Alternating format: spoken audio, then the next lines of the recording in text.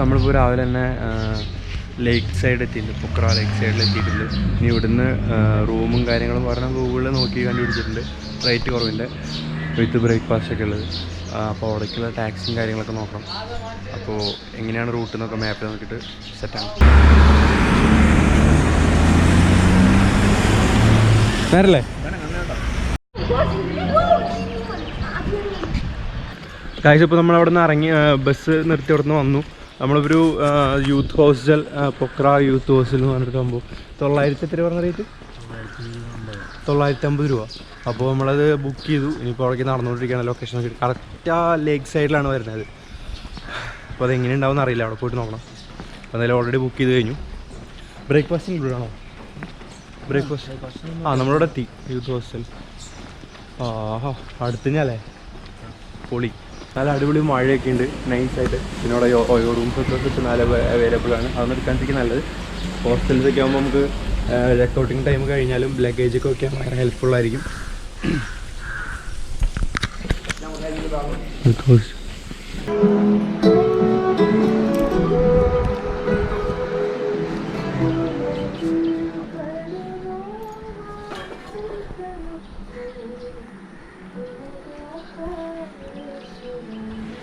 ഞാനിപ്പോൾ എൻ്റെ ഡ്രീം ഡെസ്റ്റിനേഷനായ നേപ്പാളിലാണ്. അത്രയും സന്തോഷമുണ്ട്. നേപ്പാളിൽ പൊക്ര എന്ന് പറഞ്ഞ സ്ഥലത്താണ് ഞാനിപ്പോൾ നിൽക്കുന്നത്. അതായത് ഇവിടുന്ന് നോക്കി കഴിഞ്ഞാൽ ലേക്ക് കാണാം. ലേക്ക് കണ്ടില്ലേ, ഇതാണ് ഇവിടുത്തെ ലേക്ക്. ഇവിടുത്തെ മെയിൻ അട്രാക്ഷനാണിത്. പിന്നെ ഇതാണ് ഇവിടെ കുറേ സിറ്റി, എന്താ പറയുക, കുറേ കഫേസും കാര്യങ്ങളൊക്കെ ഉണ്ട്. അത്യാവശ്യം നല്ലൊരു റൂട്ടും നല്ലൊരു ബിൽഡിങ്സും കാര്യങ്ങളൊക്കെയാണ് ഇവിടെ ഉള്ളത്. കാഠ്മണ്ഡുവിനെ അപേക്ഷിച്ച് ഇവിടെ ആയിരിക്കും കുറച്ച് ബെറ്റർ ആയിട്ടുള്ള സ്ഥലം. പിന്നെ അന്തരീക്ഷം കണ്ടില്ലേ, നല്ല മഴയുണ്ട്. അതുകൊണ്ട് തന്നെ എങ്ങോട്ടും പോകാൻ പറ്റാത്തൊരവസ്ഥയിൽ ലോക്കായിട്ട് നിൽക്കുകയാണ്. ഞങ്ങൾ വന്നപ്പോൾ തൊട്ട് നല്ല ഐശ്വര്യം കൊണ്ടായിരിക്കണം നല്ലൊരു മഴയുണ്ട് ഇവിടെ. പിന്നെ ഇവിടെ കാണാനുള്ളത് കുറേ ട്രെക്കിംഗ് പ്ലേസസ് ഉണ്ട്. ഇവിടെ നിന്ന് അന്വേഷിച്ച് കഴിഞ്ഞാൽ മനസ്സിലാവും കുറച്ചധികം ട്രെക്കിംഗ് പ്ലേസസ് ഉണ്ട്. ഇവിടെ നിന്ന് അന്നപൂർണ്ണ ബേസ് ക്യാമ്പിലേക്കൊക്കെ പോകാനുള്ള വഴി ആ മലയ്ക്കൊക്കെ അപ്പുറത്താണ് അന്നപൂർണ്ണ ബേസ് ക്യാമ്പൊക്കെ ഉള്ളത്. പിന്നെ ഇവിടെ നിന്ന് ടാക്സി കാര്യങ്ങൾ, പിന്നെ ബസ്സിൻ്റെ കാര്യങ്ങളൊക്കെ ഇവിടെ. നമ്മളിപ്പോൾ ഒരു ഹോട്ടലിലോ റിസോർട്ടിലൊക്കെ വന്നു കഴിഞ്ഞാൽ അവർ നമ്മളെ കോൺടാക്ട് ചെയ്യുന്നതായിരിക്കും, അല്ലെങ്കിൽ അവരോട് പറഞ്ഞു കഴിഞ്ഞാൽ അവർ അതിനുള്ള കാര്യങ്ങളൊക്കെ ചെയ്തു തരുന്നതായിരിക്കും. നമ്മുടെ വിമലേട്ടൻ കുറേ പ്ലാനിങ്ങിലാണ്, എവിടേക്ക് പോകേണ്ടതെന്നുള്ളൊരു കൺഫ്യൂഷനും കാര്യങ്ങളൊക്കെയാണ്. വിമലേട്ടാ, എന്താണ് പ്ലാൻ? വലുതായോ? ഇവിടെ ഒരു ഡെവിൾസ് ഫോൾസ് എന്നൊരു ഫോൾസ് ഉണ്ട്, പിന്നെ 2 കേവ്സ് ഉണ്ട്. അതൊക്കെയാണ് അടുത്തുള്ളത്. പിന്നെ ഈ കാണുന്ന ലൈറ്റിൻ്റെ സൈഡിൽ വാട്ടർ സ്റ്റേജ് ഉണ്ട്. രാത്രിയാണ് ഇവിടെ കൂടുതൽ ആൾക്കാർ വരുന്നതും കാണാൻ നല്ല രസമുള്ളതും രാത്രിയാണ്. വഴിയുണ്ട്.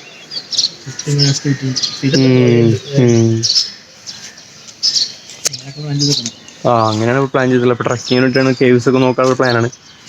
സംഭവം ഒത്തു കഴിഞ്ഞാൽ പൊളിക്കും അല്ലേ? നല്ല ക്ലൈമറ്റ് ആണെങ്കിൽ. മഴയുണ്ട് നല്ല നൈസല്ലേ മഴ ഉണ്ടെങ്കിൽ? മഴ ഉള്ളതുകൊണ്ട് നൈസാണ്, ഒരു ഗ്രീനറി കാണാം. ഹലോ ഗൈസ്, ഇപ്പോൾ നിങ്ങളെ പരിചയപ്പെടുത്താൻ പോകുന്നത് നേപ്പാളി മണിയാണ്. ഇതിപ്പോൾ നേപ്പാളി മണി എന്ന് പറയുമ്പോൾ ഇത് 500 രൂപ, 500 നോട്ട്. പൈസ ഇല്ല, ഫുള്ളില്ല. പൈസ ഫുള്ളായിട്ടില്ല. 1900 കൊടുക്കും.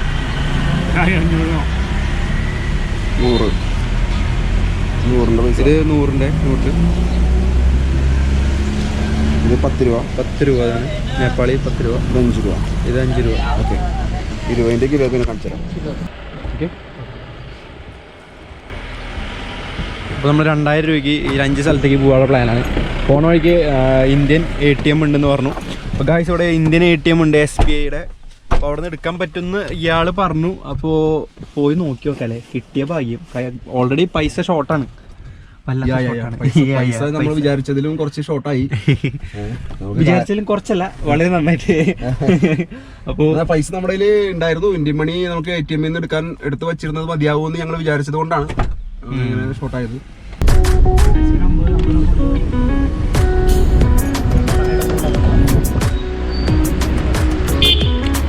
ഗൈസ്, ഇപ്പോൾ നമ്മൾ ATMൻ്റെ ഫ്രണ്ടിലാണ്. ഇവിടെ ആണെങ്കിൽ അവരെ ആക്സെപ്റ്റ് ചെയ്യുന്ന SST, Visa, Mastercard, UnionPay അങ്ങനെയൊക്കെ കാർഡൊക്കെ ഇവിടെ ആക്സെപ്റ്റ് ചെയ്യും. ഇൻ്റർനാഷണൽ കാർഡാണെന്ന് മാത്രമേ ഉള്ളൂ. ഇതാണ് ഒരാൾക്ക് 80 രൂപയാണ് വരുന്നത് നേപ്പാളി മണി. 240 രൂപ 3 പേർക്ക്.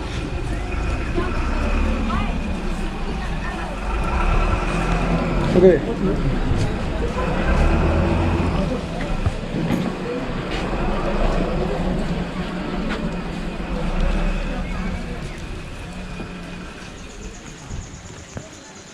മഹേന്ദ്ര കേവ്. അപ്പോൾ ഗായ്സ് നമ്മൾ പൊക്രാൻ്റെ അടുത്ത് തന്നെയുള്ള മഹേന്ദ്ര കേവ്സിലാണ് എത്തിയിട്ടുള്ളത്. നല്ല നൈസ് മഴയുണ്ട് ഇവിടെ. നമ്മുടെ പ്രേമ ബ്രോ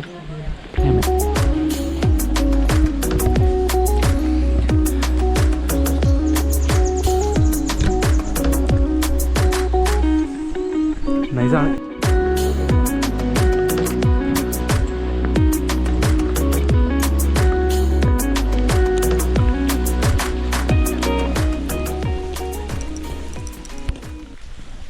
ഈ വഴിയിലൂടെയാണ് മഹേന്ദ്ര കേവ്സിലേക്ക് കടന്നു വരിക.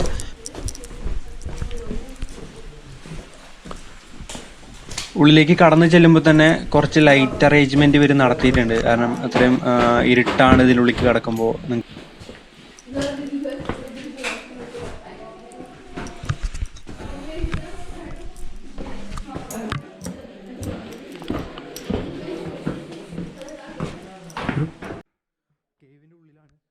ഓ രക്ഷയിലാടോ, നല്ല തണുപ്പുണ്ട്. ഫുൾ പാറക്കല്ലാണ്. അതിനിടയിൽ ഓരോരോ ലൈറ്റ്സ് വെച്ചിട്ടുണ്ട് ഇവിടെ. റൈറ്റിക്കും ലെഫ്റ്റിക്കും വഴിയുണ്ട്.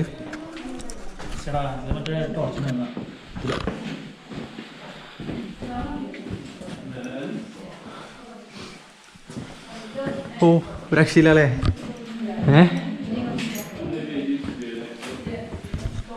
സ്റ്റെപ്പ് സ്ഥലം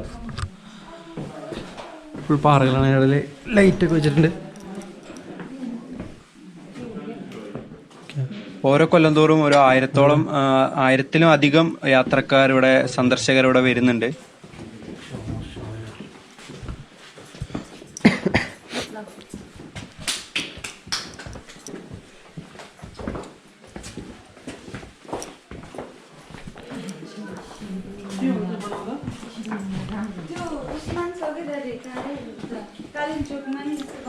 ശിവലിംഗം ഉണ്ടെന്നാണ് അവർ പറയുന്നത്.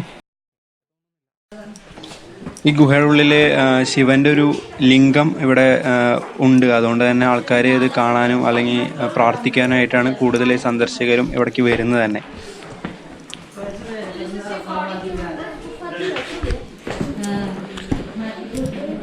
ഒരു റൗണ്ടാന്ന് തോന്നുന്നു എനിക്ക്. ഇതിനുള്ളിൽ കൂടെ പോയിട്ട് അപ്പുറത്തോട് വരാനുള്ള നേരത്തെ ഉണ്ടല്ലോ ഒരു ലെഫ്റ്റ് റൈറ്റും, അതിന് വരെയുള്ള സെറ്റപ്പാണെന്ന് തോന്നുന്നു.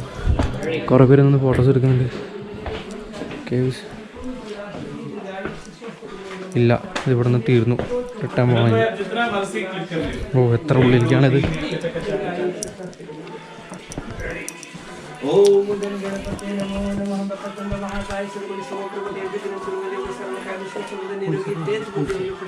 എന്നിട്ട്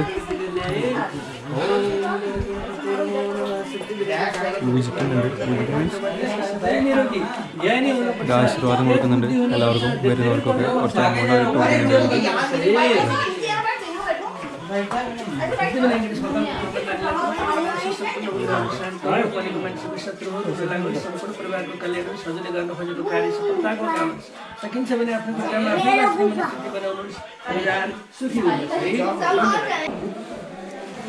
ഫ്ലാഷ് ലൈറ്റ് അടിച്ച് വേണം പോവാൻ.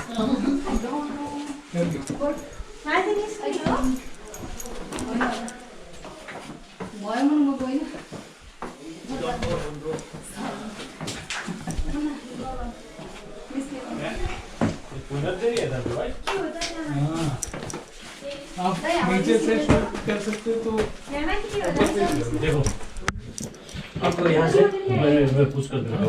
ഓ രക്ഷയില്ല. അതെ അതെ. ഓ മാൻ. आपको लाइट चाहिए जरूर है. ये नहीं नहीं नहीं ऐसे वीडियो ऑन करके मैं आगे से ना ठीक है. ഇല്ലില്ല, പുറത്തേക്കുള്ള വഴിയാണുണ്ട്. ആ മലയാളം തന്നെ. എവിടെയാണ്? Yeah bro. അപ്പോൾ വിമനാട്ടനാണ്. വിമനാട്ടൻ വൺ ലെവൽ അഡ്വഞ്ചർ, എന്താ പറയുക, അഡ്വഞ്ചർ കളിക്കുന്ന ആൾക്കാരാണ്. പൊള്ളി.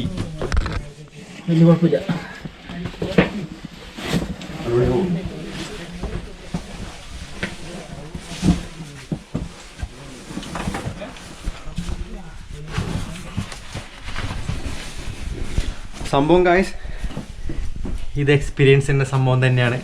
ഇനി എനിക്ക് കയറാനുള്ളത്. ഞാൻ പെട്ടെന്ന് കയറിയിരിക്കും ഗായ്സ്. ഇതിനാണ് നമ്മൾ പുറത്തേക്ക് വരിക. മഹാദേവ് കൈവ്സിൽ നിന്ന് ഇതിനാണ് പുറത്തേക്ക് വരിക. പുറത്തേക്ക് വരുമ്പോഴാണ് രണ്ട് മലയാളീസ് ഉള്ളത്. അവർ ഇവിടെ കോട്ടയംകാരാണ്. അവർ ദുബായിൽ വർക്ക് ചെയ്യുന്നവരാണ്, പ്രവാസികളാണ്. അപ്പോൾ ഇനി ഇവിടുത്തെ കാര്യങ്ങൾ കഴിഞ്ഞ് അവർ കുറേ ആയിട്ട് ഫോട്ടോ ഒക്കെ എടുത്ത് അവർ പോയി. അത് കഴിഞ്ഞ് ഇവിടുന്ന് ഇറങ്ങി നമ്മൾ നേരെ എങ്ങടാ പോകുന്നേ രണ്ടുപേർ പോകുന്നുണ്ട്. അപ്പോൾ ഗായ്സ് നമ്മൾ അടുത്തത് പോകുന്ന നേരെ ബാറ്റ് കേവ്സിലേക്കാണ്. ഇവിടെ നിന്ന് തന്നെ അധികം ദൂരമൊന്നുമില്ല, കുറച്ച് അടുത്ത് തന്നെയാണ് ഈ ഒരു സ്ഥലം ഉള്ളത്. നമ്മളടുത്തത് ബാറ്റ് കേവ്സിലാണ് എത്തിയിട്ടുള്ളത്. ഇവിടെ നേപ്പാളീസിന് 50 രൂപയും സ്റ്റുഡൻറ്റ് നേപ്പാളിന് 30 രൂപയും സാർക്കിന് 80 രൂപയും സാർക്ക് നമ്മൾ പിന്നെ ഫോറിനേഴ്സിന് 150 രൂപയും. അത് പിന്നെ എല്ലായിടത്തും അങ്ങനെയാണല്ലോ അല്ലേ.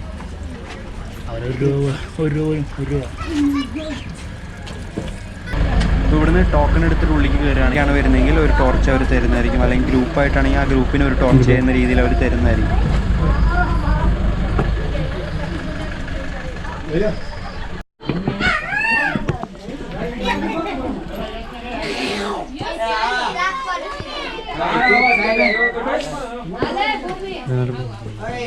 അതിൻ്റെ ഉള്ളിൽ കയറി ഞാൻ സംസാരിക്കാൻ പാടില്ല, സൗണ്ട് ഉണ്ടാക്കാൻ പാടില്ല, കാരണം ഇവർക്കത് ഡിസ്റ്റർബൻസ് ആയിരിക്കും.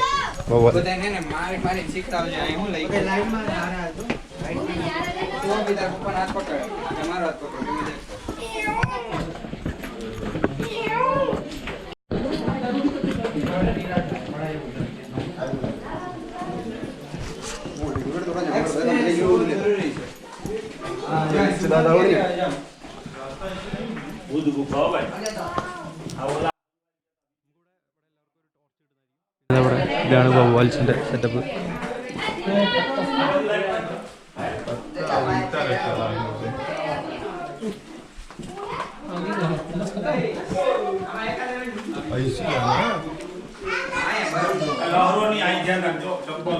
മഹേന്ദ്ര കേവ്സിനെ അപേക്ഷിച്ച് നോക്കുമ്പോൾ ഭയങ്കര ഇരുട്ടാണ്.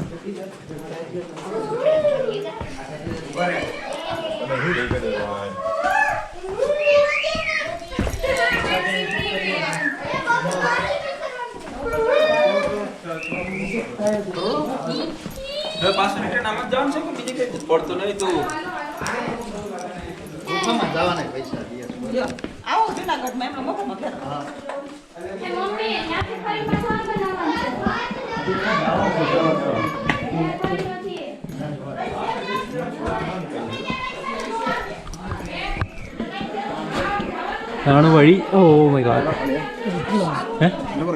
ഓക്കെ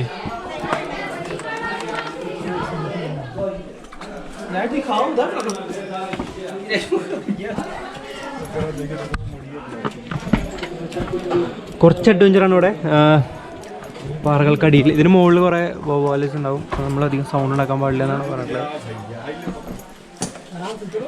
സൂക്ഷിച്ചു വേണം ഇറങ്ങാൻ.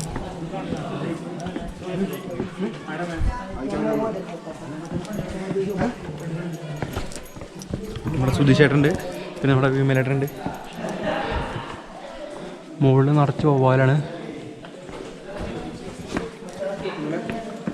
നമ്മുടെ ഇപ്പോൾ നാട്ടിൽ നിപ്പ വൈറസ് പരത്തുന്ന മെയിൻ സാധനം.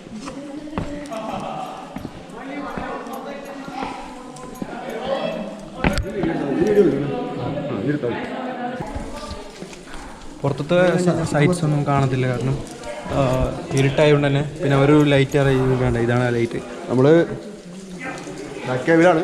ആ ഇവിടുന്ന് പിന്നെ എക്സിറ്റിലേക്കുള്ള വഴിയിലേക്ക് പോയിക്കൊണ്ടിരിക്കണേ. ആക്ച്വലി അധികമൊന്നും കാണില്ല, പക്ഷേ വവ്വാലിനെ ഇപ്പോൾ ആൾക്കാർ ഇവിടെ നിന്ന് സൗണ്ട് ഉണ്ടാക്കിയതിൻ്റെ വീട്ടിൽ എല്ലാവരും പോയി. വെള്ളം ഇടയ്ക്ക് ഊറി വരുന്നുണ്ട്. ഇതുപോലെ ചെറിയ ചെറിയ ഗുഹകളൊക്കെ കാണാം.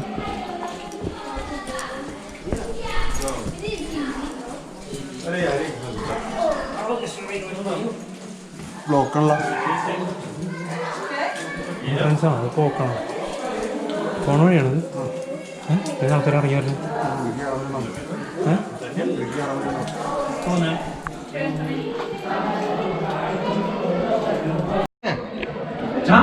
ജാം ജാം ഇതാണ് വഴി, പുറത്തേക്കുള്ള വഴി, എക്സിറ്റുള്ള വഴി. മൊത്തം നിറച്ച ആൾക്കാരെല്ലാം കയറാൻ പറ്റും, പക്ഷേ നിറച്ച ആൾക്കാരെല്ലാം കൊണ്ട് നമുക്കിവിടെ കുറേ ടൈം ചുറ്റും എല്ലാവരോടും നിൽക്കുകയാണ്. കയറാൻ പറ്റില്ല, ബിഗ് ജാം है. చాలా పీపుల్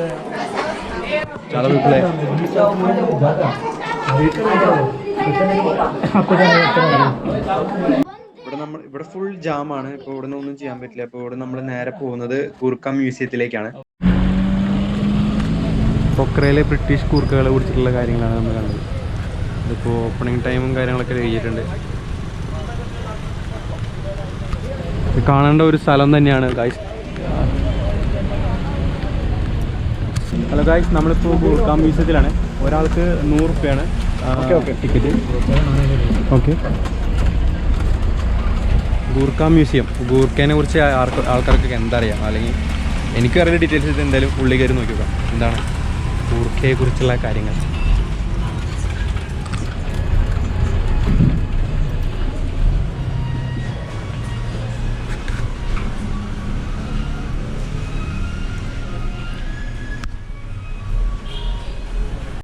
ഗൂർഖകളുടെ യൂസ് ചെയ്തിരുന്ന ഓരോ സാധനങ്ങളൊക്കെ നമുക്ക് ഇവിടെ വാങ്ങാൻ കിട്ടും. ഓരോന്നിനോരോ ലിസ്റ്റിൽ പ്രൈസ് അടിയിൽ എഴുതിയിട്ടുണ്ട്.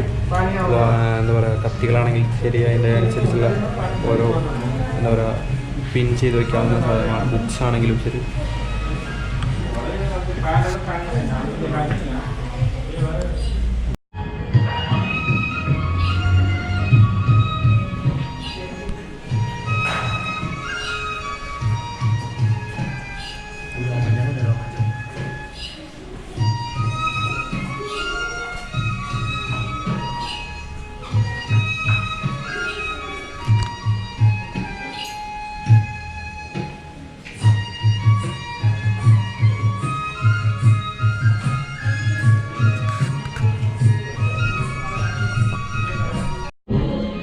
യൂസ് ചെയ്തിരുന്ന തോക്കുകളും കാര്യങ്ങളാണ്.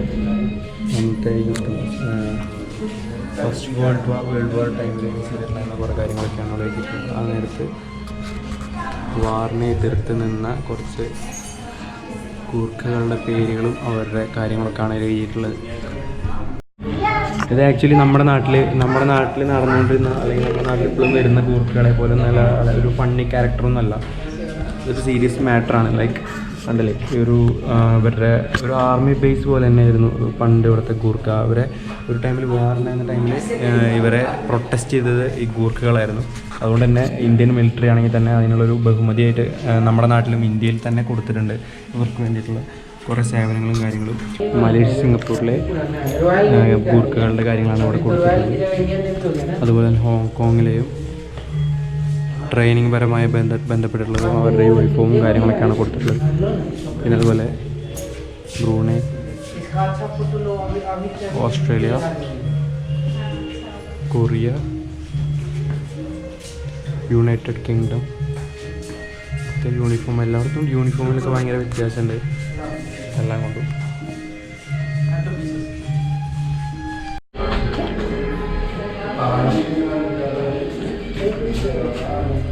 ശരിക്കും പറയാച്ചു കഴിഞ്ഞാൽ നമുക്കൊരു കൺഫ്യൂഷനായി, ഭയങ്കര കൺഫ്യൂഷനായി. നാട്ടിൽ ചുമ്മാ കൂർക്കാന്നുള്ള കളിയാക്കാന്നല്ലാണ്ട് ഇവിടെ ഇത്രയും വലിയ സെറ്റപ്പാന്ന് കരുതില്ല. ഇപ്പോൾ എന്താ പറയുക, പാരഗ്ലൈഡിങ് അല്ലെങ്കിൽ ആ ഒരു ലെവലിൽ വരെ ഇവരുണ്ട്. ഓയ്യോ, രക്ഷയില്ല, സംഭവം വേറെ ലെവലാണ്. ഗായ്സ്, ഇതാണ് ഗൂർഖ മെമ്മോറിയൽ മ്യൂസിയം വരുന്നത്. ഇവിടുത്തെ ഗൂർഖകളെ കുറിച്ചുള്ള കാര്യങ്ങളൊക്കെ നമുക്ക് ഡീറ്റെയിൽ ആയിട്ട് മനസ്സിലായി.